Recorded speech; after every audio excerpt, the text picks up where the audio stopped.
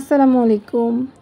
So আজকে আপনাদের সাথে শেয়ার করব সবারই পছন্দের একদম নরমাল পেঁয়াজ দিয়ে ডিম দিয়ে যেই ছোটোবেলার সবারই ফেভারিট ম্যাগি নুডলস। যদিও এখন ম্যাগি ছাড়াও অনেক ব্র্যান্ড আছে, সো আজকে আমি মিস্টার নুডলস ইউজ করছি। তো এই তো প্রথমে হচ্ছে তেল দিয়ে দিলাম, তেলটা একটু ভালো করে গরম করে নিয়েছি কড়াইয়ে।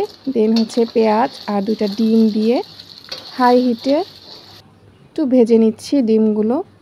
জাস্ট ডিমগুলো যখন এরকম একটু স্ক্রাম্বল হয়ে যাবে তখন হচ্ছে যে প্যাকেটে যে মশলাটা থাকে সেটা 1 প্যাকেট দিয়ে দিচ্ছি, এটা ডিমের জন্য, যাতে ডিমের সাথে মশলাগুলো একটু একসাথে মিশে যায়। তারপর হচ্ছে 1 মিনিটের মতো এরকম নাড়াচাড়া করে নিচ্ছি। আর এখন দিয়ে দিব হচ্ছে কমন ভেজিটেবল যেটা আমাদের হাতের কাছে থাকে, গাজর আর বাঁধাকপি। যেহেতু শীত না, ক্যাপসিকামটা আমাদের হাতের কাছে থাকে না, বা ব্রকলিও হাতের কাছে থাকে না আমাদের দেশে। তো বাঁধাকপি আর গাজরটা সবসময় পাওয়া যায় হাতের কাছে এখন। সো এই দুটো খুব কুচি করে আর হাই হিটে আমি দিয়ে দিচ্ছি, কারণ হিটটা কমানো থাকলে হচ্ছে সবজি থেকে পানি বের হয়ে যাবে এবং এটা কালারটাও চেঞ্জ হয়ে যাবে, দেখতে সুন্দর লাগবে না। আর এখন স্বাদ মতো কাঁচামরিচ দিয়ে দিচ্ছি, আপনারা একটু বাড়িয়েও দিতে পারেন ঝাল বেশি খেতে চাইলে। সো এটা দিয়ে হচ্ছে 1 থেকে 2 মিনিট জাস্ট হাই হিটে একটু নাড়াচাড়া করে নিচ্ছি, যাতে এটা জাস্ট একটু সফট হয়ে আসে।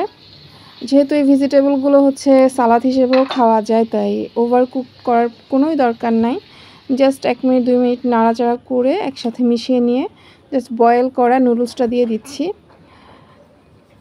আর এক্সট্রা আরও যেহেতু আমি এখানে 4 প্যাকেট নুডলস নিয়েছি, তো আমি হচ্ছে 3 প্যাকেট যে মশলাটা থাকে সেটাই দিয়ে দিয়েছি। সো এখানে আমি আর কোনো এক্সট্রা মশলা ইউজ করি নাই, আর লবণও ইউজ করি নাই। আপনারা চাইলে একটু লবণ অ্যাড করতে পারেন। সো এই তো এখন জাস্ট সব কিছু মিশিয়ে নেওয়াটার জন্য যতটুকু সময় লাগে ওই ততটুকুই, এছাড়া আর কিছুই না। তো জাস্ট এরকম চামচ দিয়ে আলতো করে করে সব কিছু একসাথে মিক্সড করে নিচ্ছি।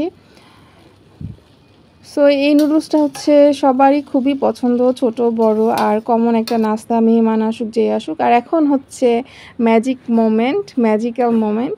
এখানে আপনারা পারলে 1 টেবিল চামচ বাটার অথবা 1 টেবিল চামচ ঘি ইউজ করবেন, মানে ইউজ করলে আপনারা বুঝতে পারবেন এটা টেস্ট। সো সেটা নাই বললাম।